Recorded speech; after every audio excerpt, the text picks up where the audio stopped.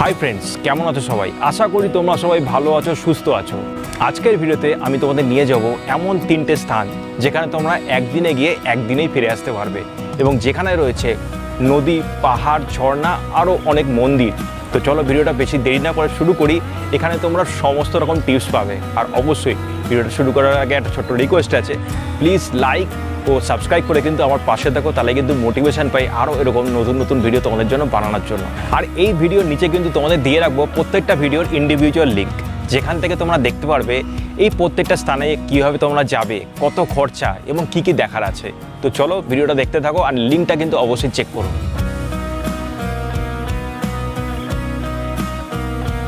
শ্যামকে যখন পড়বে মনে। আজকে আমাদের প্রথম গন্তব্য নবদ্বীপ, তারপর মায়াপুর।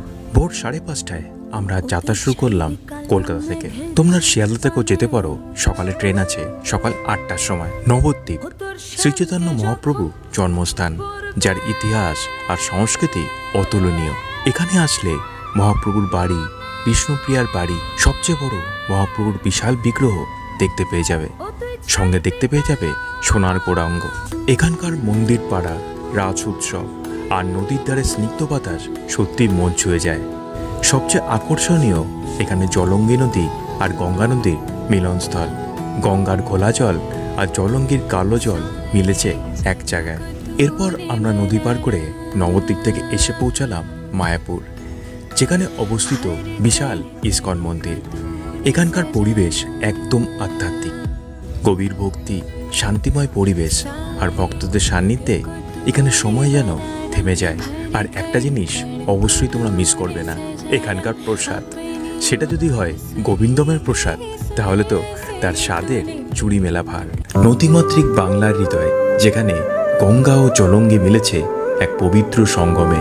সেখানেই জন্ম নিয়েছিলেন ভক্তি আন্দোলনের মহাগুরু শ্রীচৈতন্য মহাপ্রভু, যেখানে ইতিহাস, ভক্তি আর প্রাকৃতিক সৌন্দর্য এক হয়ে গেছে। মহাপ্রভুর লীলাভূমি নবদ্বীপের সরু গলি, গঙ্গার পাড় আর মহিমাময় মায়াপুরের চন্দ্রোদয় মন্দির। প্রতিটি পদক্ষেপেই যেন ভক্তির সাগরে মন ডুব দেয়। এবার তোমাদের জানাই নবদ্বীপ ভ্রমণে আমাদের মোট কত খরচা হলো। আমাদের কিন্তু ট্রেনের টিকিট লাগলো 25 টাকা করে। তো 25 টাকা টিকিটে আমরা নামলাম বিষ্ণুপ্রিয়া, আর সেখান থেকে কিন্তু আমরা টোটো ভাড়া করে নিলাম। টোটো চেয়েছিল 400 টাকা, কিন্তু আমরা বার্গেনিং করে সেটাকে 250 টাকা করলাম। 250 টাকা যদি আমি আর প্রিয়ার মধ্যে ভাগ করে নিই, তাহলে কিন্তু হয় 125 টাকা। তো 125 আর 50, 175 টাকায় কিন্তু আমরা আজকে পুরোটা ঘুরলাম। হাওড়া থেকে নবদ্বীপ যাওয়ার জন্য সকালবেলা ডাইরেক্ট ট্রেন আছে 2টি। হাওড়া কাটোয়া লোকাল সকাল 5:30 এবং পরেরটি সকাল 8টা। এরপর যে ট্রেনগুলো আছে সেগুলো ধরে একদিনে ভ্রমণ করা কিন্তু সম্ভব নয়। আজকে আমাদের দ্বিতীয় গন্তব্য হলো একটু অফবিট লোকেশনের দিকে, যার নাম বেলারিচর। এটি গঙ্গা নদীর তীরের মধ্যে এক চমৎকার চর। বেলারিচর আসলেই মনে হবে তোমরা একদম প্রকৃতির কোলের মধ্যে চলে এসেছো। নদীর ঘাসে ঢেউ আছড়ে পড়া নদীর পাড়, এছাড়া নদীর ধারে অরণ্য আর নিরিবিলি পরিবেশ একদম মন ভালো করে দেয়। ছবি তোলার জন্য পারফেক্ট একটা জায়গা এটি। আর সঙ্গে যদি খানিকটা খাওয়া দাওয়ার প্ল্যান করে থাকো, তাহলে শীতকালে ছোটোখাটো পিকনিকের মজা তোমরা নিতে পারবে। এখানে আসলে কিন্তু বাড়ি থেকে তোমাদের খাবার দাবার নিয়ে আসতে হবে, কারণ এখানে কিন্তু তেমন কোনো ভালো রেস্টুরেন্ট বা কিছু নেই। এখানে যেতে হলে তোমাদের আসতে হবে উলুবেড়িয়া স্টেশন, আর সেখান থেকে টোটো রিজার্ভ করে চলে আসতে হবে বেলারিচর। এছাড়া বাইক নিয়েও তোমরা এখানে চলে আসতে পারো আমার মতন।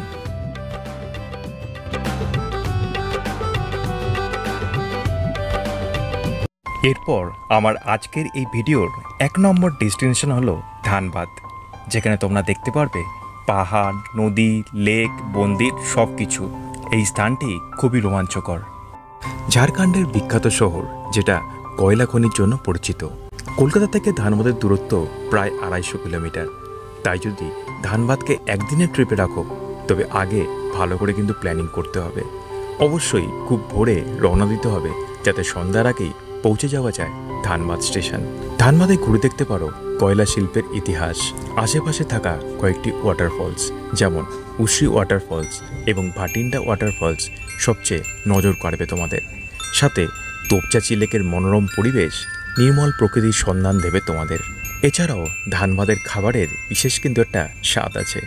রোড সাইড ধাবা থেকে শুরু করে ছোট দোকানে দারুণ খাবার অপশান রয়েছে। এছাড়া এখানে দেখে নিতে পারো মহানায়ক উত্তম কুমারের বাড়ি, যেটি আপামর বাঙালির কাছে খুবই একটা নস্টালজিক প্লেস। মানে আগেকার দিনে মানুষরা তো একটু নিরিবিলি শান্তি পছন্দ করতেন, তার জন্য হয়তো মহানায়ক এখানে কলকাতা থেকে এত দূরে এখানে তার বাড়ি নিয়েছিলেন। সঙ্গে দেখে নিতে পারো রামরাজ টেম্পল, যেটি রাম মন্দির নামও কিন্তু এখানে বিখ্যাত। এই মন্দির প্রবেশ করলে অসাধারণ লাগবে তোমাদের। এখানে প্রতিটি বিগ্রহ দারুণ সুন্দরভাবে বানানো হয়েছে। ধানবাদ ভ্রমণে আসলে কিন্তু অবশ্যই এই রামরাজ টেম্পল তোমরা কিন্তু দর্শন করো। এই মন্দিরে আসলে কিন্তু তোমাদের অসাধারণ লাগবে।